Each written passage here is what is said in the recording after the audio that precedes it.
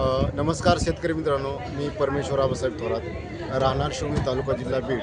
आज या ठिकाणी ॲव्होकाडो संदर्भात कृषी विभागाला मी थोडीशी माहिती देत आहे की ॲव्होकाडो हे महाराष्ट्रामध्ये आणि भारतामध्ये कुठून आलं।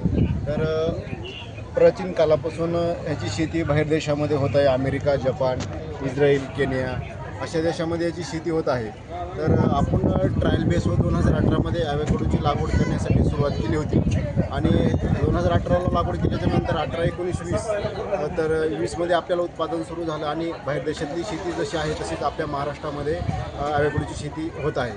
तर महाराष्ट्रामध्ये ॲव्होकाडो लागवड करण्यासाठी वातावरण, जमीन आणि पाणी अनुकूल आहे।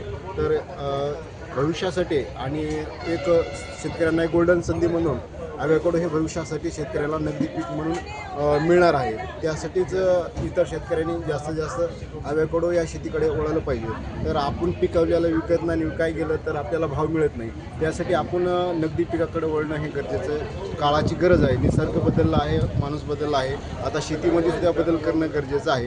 त्याचबरोबर मी प्रयोग करून ॲव्होकाडोची शेती आज सक्सेस केलेली आहे। तर इतर शेतकऱ्यांना ॲव्होकाडो संदर्भात शेती पाहिजे असेल त्यांनी माझ्याशी कॉन्टॅक्ट करणं गरजेचं आहे, शेतावर येणं बघणं गरजेचं आहे। तर मी 100 झाडापासून आज 2.5 एकर क्षेत्रावर ॲव्होकाडोची लागवड केलेली आहे। HRI रिसर्च सेंटर बेंगलोर या ठिकाणी भारतामध्ये ॲव्होकाडो पहिलं रिसर्च झालं आणि त्या रिसर्च झाल्याच्या नंतर महाराष्ट्रासाठी 40-42 डिग्री तापमानामध्ये काही व्हरायटी या ठिकाणी रिक्वायरमेंट केलेल्या आहेत। त्या व्हरायटी आपण ड्राय एरिया, दुष्काळ पट्टा या ठिकाणी आणून लागवड करणं गरजेचं आहे। त्याचबरोबर काही आपण ट्रायल बेस केल्याच्या नंतर आपल्या शेतावर महाराष्ट्रामध्ये 42 डिग्री तापमानामध्ये ह्या व्हरायटी विकसित केलेल्या आहेत। तर शेतकरी ह्याचा विचार करू शकत आहेत आणि एक गोल्डन संधी म्हणून ॲव्होकाडोकडं लागवड केली पाहिजे आणि वळवलं पाहिजे।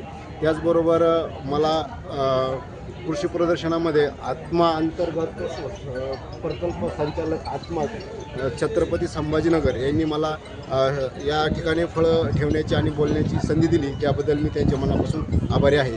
आणि इतर शेतकऱ्यांना माझ्याशी कॉन्टॅक्ट करायचं असेल तर माझा मोबाईल क्रमांक आहे 78 75 18 50 32। धन्यवाद। जय जवान जय किसान।